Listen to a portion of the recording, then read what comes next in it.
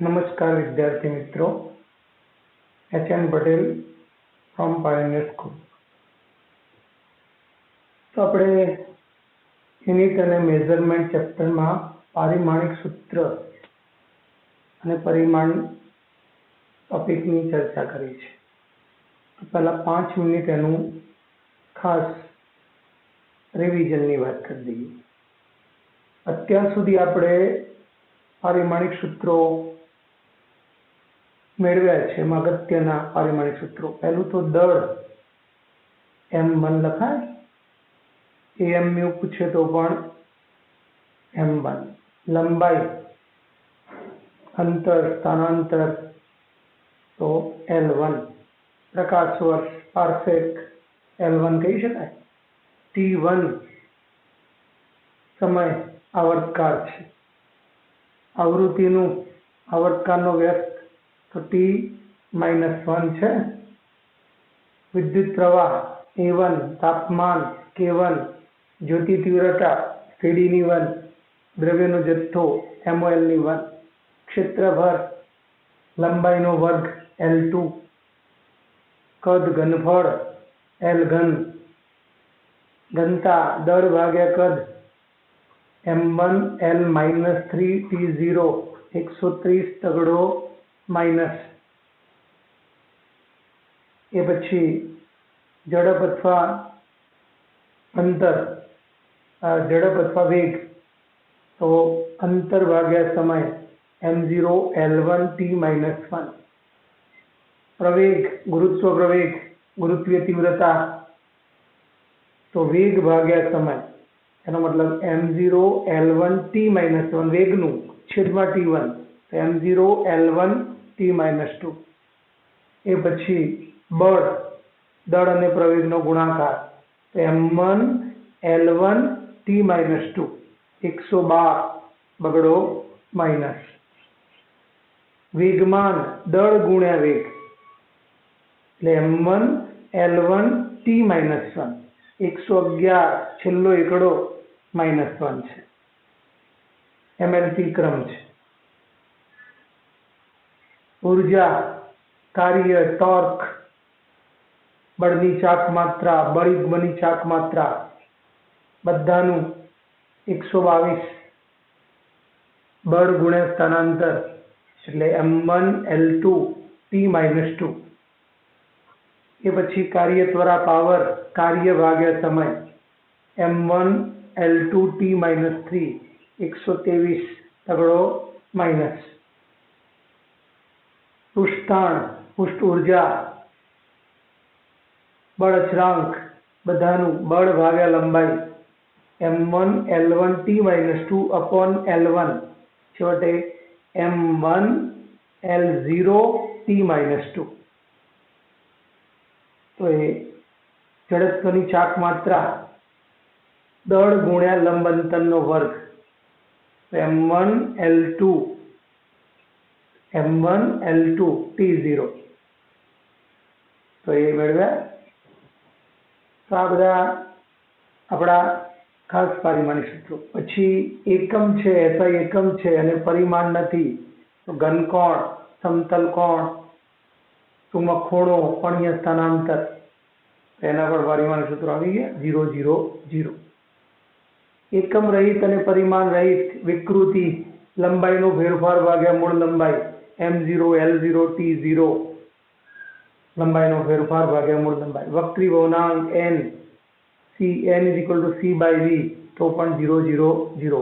સાપેક્ષ ઘનતા, વિશિષ્ટ ઘનતા, પદાર્થની ઘનતા ભાગ્યા પાણીની ઘનતા 0, 0, 0.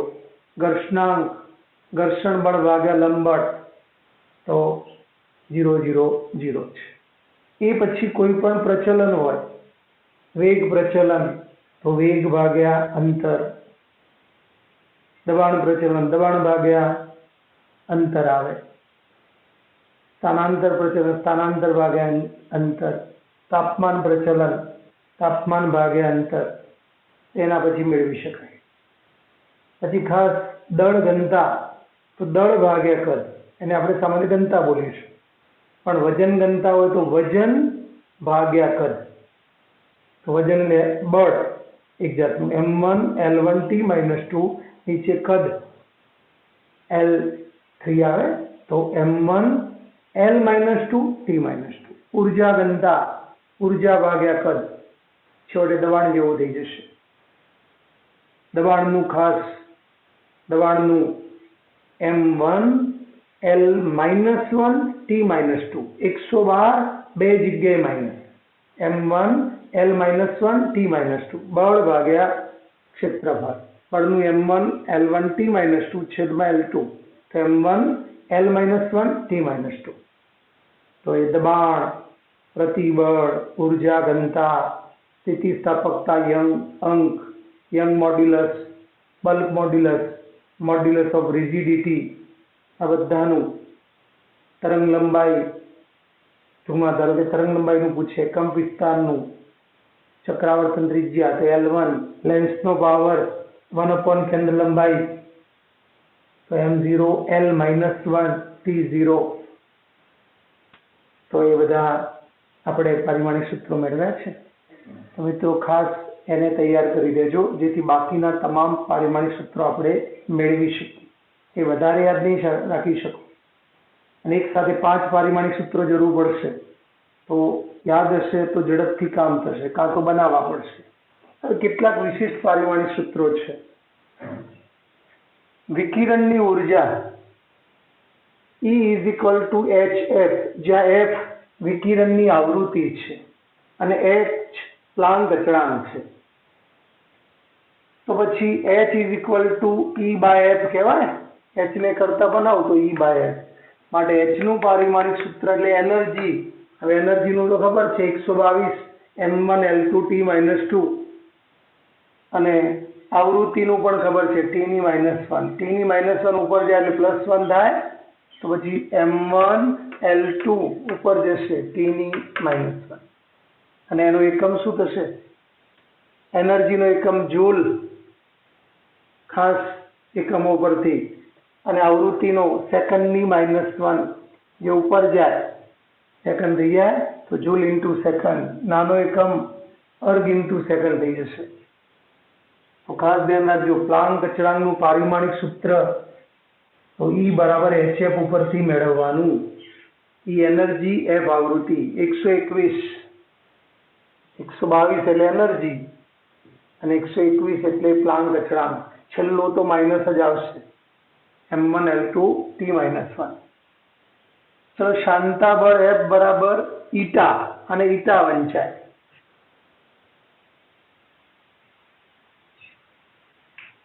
A ΔV/ΔX, જ્યાં ઈટા એ પ્રવાહીનો શાંતા ગુણાંક છે, તરલનો શાંતા ગુણાંક છે.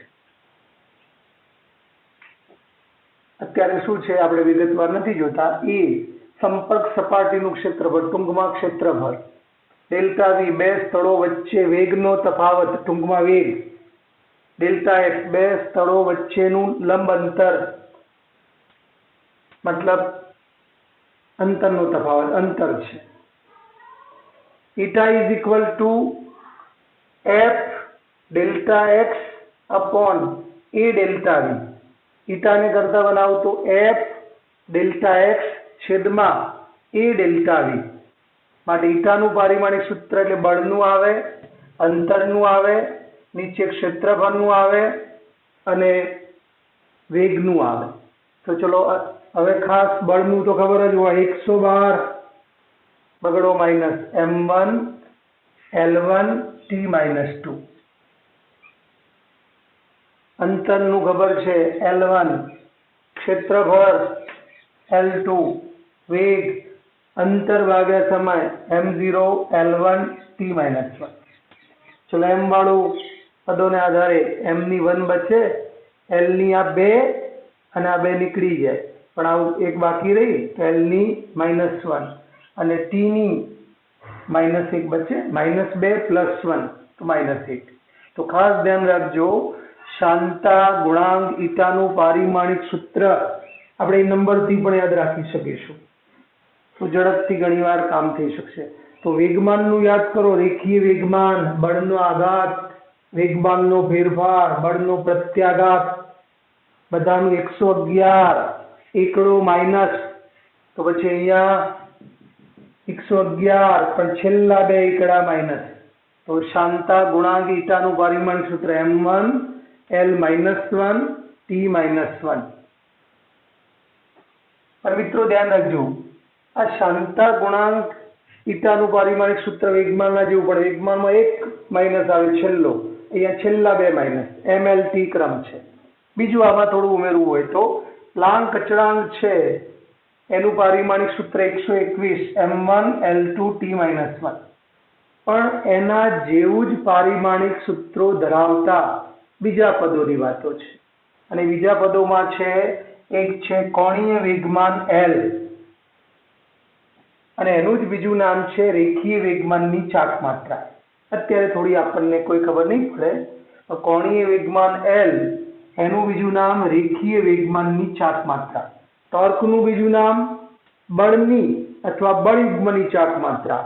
એમ કોણીય વેગમાનનું બીજું નામ રેખીય વેગમાનની ચાક માત્રા. ટોર્કનો આઘાત, બળનો આઘાત એટલે બળ ગુણ્યા સમય, અને ટોર્કનો આઘાત એટલે ટોર્ક ગુણ્યા સમય, અથવા ઘણીવાર કોણીય આઘાત પણ કહે છે. એનું બીજું નામ કોણીય આઘાત.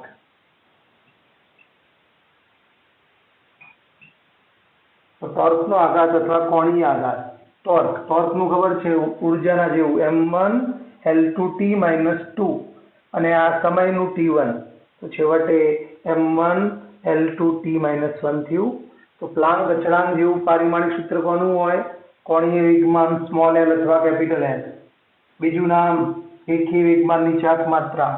ટોર્કનો આઘાત, એનું બીજું નામ કોણીય આઘાત. પેલો રેખીય આઘાત એટલે બળનો આઘાત, એ વેગમાનના જેવું.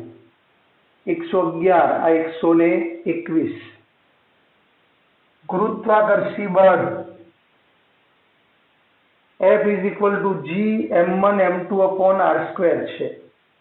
m1 m2 દળવાળા બે પદાર્થો એકબીજાથી r અંતરે હોય ત્યારે તેમની વચ્ચે લાગતું ગુરુત્વાકર્ષી બળ F શોધવાનું સૂત્ર F = G m1 m2 r², જ્યાં G ગુરુત્વાકર્ષણનો સાર્વત્રિક અચળાંક છે. સમગ્ર વિશ્વમાં કોઈ પણ સ્થળે એ અચળ મળે છે, એટલે સાર્વત્રિક અચળાંક કહેવાય છે. તો આપણે G નું પારિમાણિક સૂત્ર મેળવવું છે, તો G ને કરતા બનાવો તો F r² છેદમાં m1 m2. G ને કરતા બનાવું છું તો F r² છેદમાં m1 m2. F r² છેદમાં m1 m2. માટે G નું પારિમાણિક સૂત્ર, તો ચલો F નું બળનું m1 l1 t -2, અને અંતર એનો વર્ગ l2, દળ m1, બીજા પદાર્થનું દળ m1. ચલો mની 1 તો નીકળી જાય, પણ આ ઉપર જાય તો mની -1. 1 + 2 આધાર સરખા ઘાતાંકોનો સરવાળો, તો 3 થશે, અને t ની -2. તો ખાસ કેપિટલ G નું પારિમાણિક સૂત્ર, સ્મોલ g નહીં, સ્મોલ g છે ગુરુત્વ પ્રવેગ m0 l1 t -2 પ્રવેગનું, પણ કેપિટલ G એટલે શું? ગુરુત્વાકર્ષણનો સાર્વત્રિક અચળાંક mની -1 lની 3 t ની -2. 132 એકડો બગડો માઇનસ.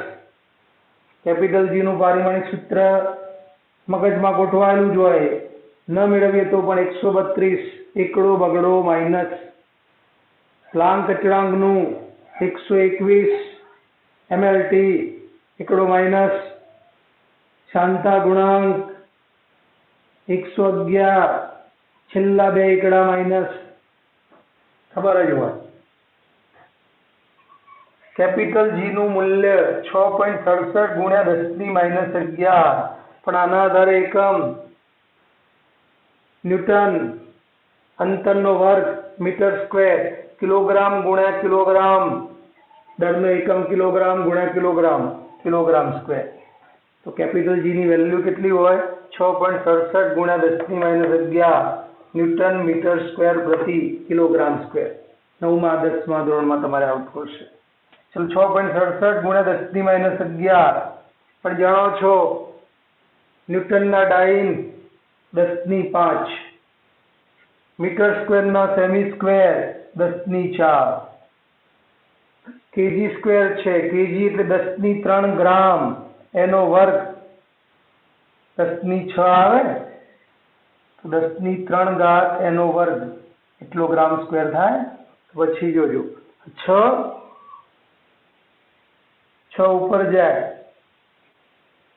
-17, 17 માંથી 9 જશે, -17 માંથી 9 જાય, 5 + 4 9, એનો મતલબ -8 બને. તો પછી આનું CGS પદ્ધતિમાં મૂલ્ય કેટલું થાય? 6.67 ગુણ્યા 10⁻8 ડાઇન સેમી સ્ક્વેર પ્રતિ ગ્રામ સ્ક્વેર. આ ધ્યાન રાખજો.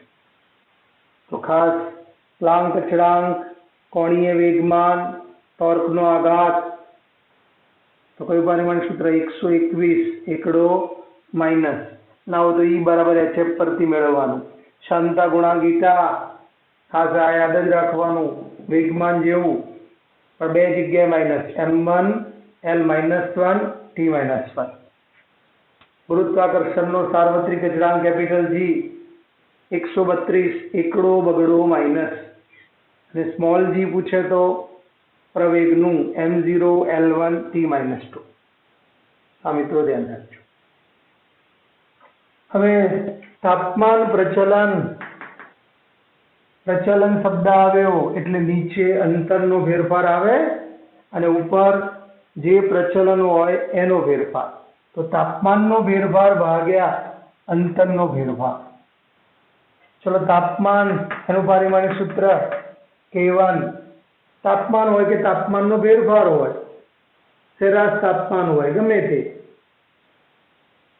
અંતરનો ફેરફાર તો L1, તો m0 L-1 T0 સમય નથી અહીંયા, K⁴ છે.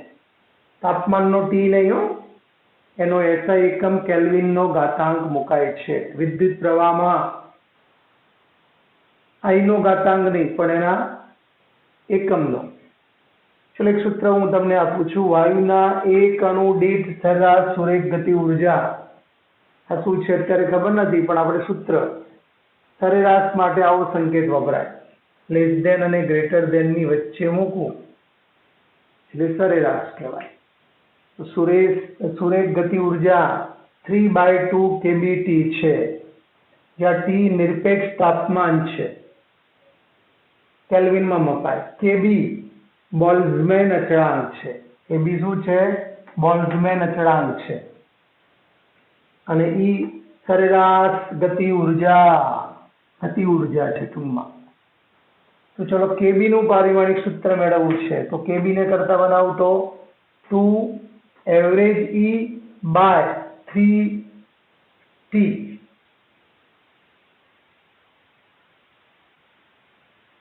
ચલો 2 અને 3 એ તો ગાણિતિક સંખ્યા છે.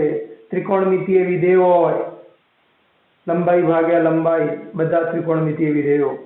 કાં તો ગાણિતિક આંકડો 2, 3, 4π, 6π, પાઈ, 1/2, 1/√2 કે √2, બધાનું પારિમાણિક સૂત્ર 0, 0, 0 પરિમાણ રહિત. તો KB નું પારિમાણિક સૂત્ર કૌંસમાં મૂકી દો આમ KB ને. ચલો એનર્જી નું ખબર છે, હવે પેલું તૈયાર કરેલું ખાસ કામમાં આવશે. m1 L2 T-2 અને નીચે K1 આવે, m1 L2 T-2 અને તાપમાનનું K1. છેવટે m1 L2 T-2 K-1 એ મેળવી લેવાનું. પણ એનો એકમ બનાવી શકો, ઉર્જાનો એકમ જૂલ, આનો કેલ્વિન. તો અહીંયા સંકેતમાં લખ્યું છે જૂલનો કેપિટલ J, ઉપર જશે તો કેલ્વિનની -1. ચલો કેટલાક ઉષ્માને લગતા પારિમાણિક સૂત્રો છે. તાપમાનનું K1 લખાય, તાપમાનના ફેરફારનું કે તો પણ K1, તાપમાન પ્રચલનનું મેળવ્યું આપણે. હવે અવસ્થા પરિવર્તનનું સૂત્ર. ધારો કે પદાર્થ છે એ ઘન સ્વરૂપે બરફ છે, એ ઘન સ્વરૂપમાંથી પ્રવાહી સ્વરૂપમાં જવું છે તો આપવી પડતી ઉષ્માનો જથ્થો, બરફનું પાણી બનાવવું છે, પાણીની વરાળ બનાવવી છે તો આપવી પડતી ઉષ્માનો જથ્થો એ અવસ્થા પરિવર્તન. તો અવસ્થા પરિવર્તનનું સૂત્ર Q બરાબર M કેપિટલ L, જ્યાં M શું સૂચવે છે? પદાર્થનું દળ. Q જરૂરી ઉષ્મા, L ગુપ્ત ઉષ્મા અથવા એનું બીજું નામ છે રૂપાંતરણ ઉષ્મા. ગુપ્ત ઉષ્મા અથવા રૂપાંતરણ ઉષ્મા. તો પછી L is equal to Q by M કહેવાય. આપણે કોનું પારિમાણિક સૂત્ર મેળવવું છે? ગુપ્ત ઉષ્માનું, રૂપાંતરણ ઉષ્માનું. L is equal to Q by M. તો એવરેજ L ઇઝ ઇક્વલ ચોરસ કૌંસમાં L મૂકી દીધો એટલે ગુપ્ત ઉષ્માનું પારિમાણિક સૂત્ર વંચાય. પછી ઉષ્મા ઉર્જા હોય, ઉષ્માનો જથ્થો, ગતિ ઉર્જા, સ્થિતિ ઉર્જા, પછી M1 L2 T-2 અને નીચે દળ M1. તો M0 L2 T-2, M0 થઈ જશે, L2 T-2. આના આધારે એકમ કેવો હોય તો મીટર સ્ક્વેર સેકન્ડની -2. આના આધારે એકમ કેવો હોય તો મીટર સ્ક્વેર સેકન્ડની -2. એનો મતલબ મીટર સેકન્ડની -1 એનો વર્ગ થઈ શકાય. આવું થશે. અને આ મીટર સેકન્ડની -1 એનો વર્ગ મતલબ વેગનો એકમ છે કે વેગના એકમનો વર્ગ. અને વેગના એકમનો વર્ગ છે એ કોના જેવું એકમ ધરાવશે? ગુપ્ત ઉષ્મા એના જેવું એકમ હોય. પણ આના આધારે એકમ બીજા એકમોને આધારે, ખાસ એકમોને આધારે જૂલ પ્રતિ કિલોગ્રામ. તો ગુપ્ત ઉષ્માનો એકમ શું થશે? જૂલ પ્રતિ કિલોગ્રામ. એ બીજા બધા ચેપ્ટરોમાં આવવાનું છે એટલે તમને આવડતું જ હશે. અત્યારે આપણે મૂળભૂત એકમો બધા યાદ હોવા જોઈએ. ઉર્જાનો જૂલ, દળનો કિલોગ્રામ. ચલો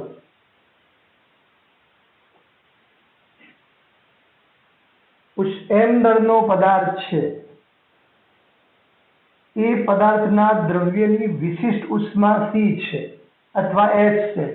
કોઈ વખતે સંકેત એના તાપમાનમાં ડેલ્ટા થીટા અથવા તો ડેલ્ટા ટી, કોઈ વખત તાપમાનને થીટા વડે પણ દર્શાવે, ડેલ્ટા થીટા અથવા ડેલ્ટા ટી જેટલો ફેરફાર કરવો છે, વધારો કરવો છે તો ઉષ્મા આપવી પડે, ઘટાડો કરવો છે ઉષ્મા ખેંચવી પડે તો આપવી પડતી કે લેવી પડતી ઉષ્માનો જથ્થો Q અથવા ડેલ્ટા Q લખેલું હોય તો એ ઉષ્માનો જથ્થો Q અથવા ડેલ્ટા Q.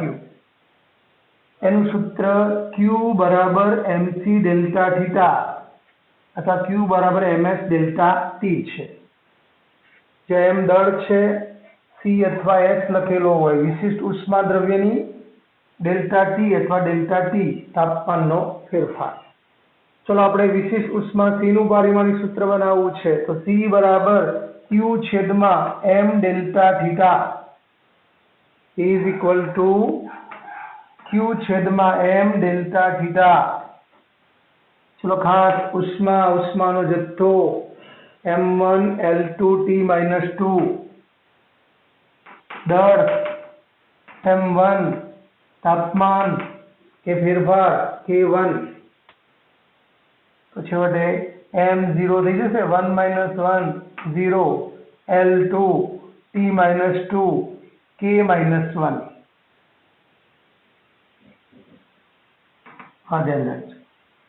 પણ આના આધારે એકમ બનાવવો છે. જોજો ઉષ્મા જૂલમાં કે કેલરીમાં વપાય, અત્યારે આપણે જૂલ લખીએ છીએ, તો જૂલ ઉપર જશે કેજીની -1 કેલ્વિનની -1, તો જૂલ કેજીની -1 કેલ્વિનની -1 એ જુદા જુદા ચેપ્ટરમાં આવશે, એટલે વિગતવાર આ બધી રાશિઓ ભણવાની થશે.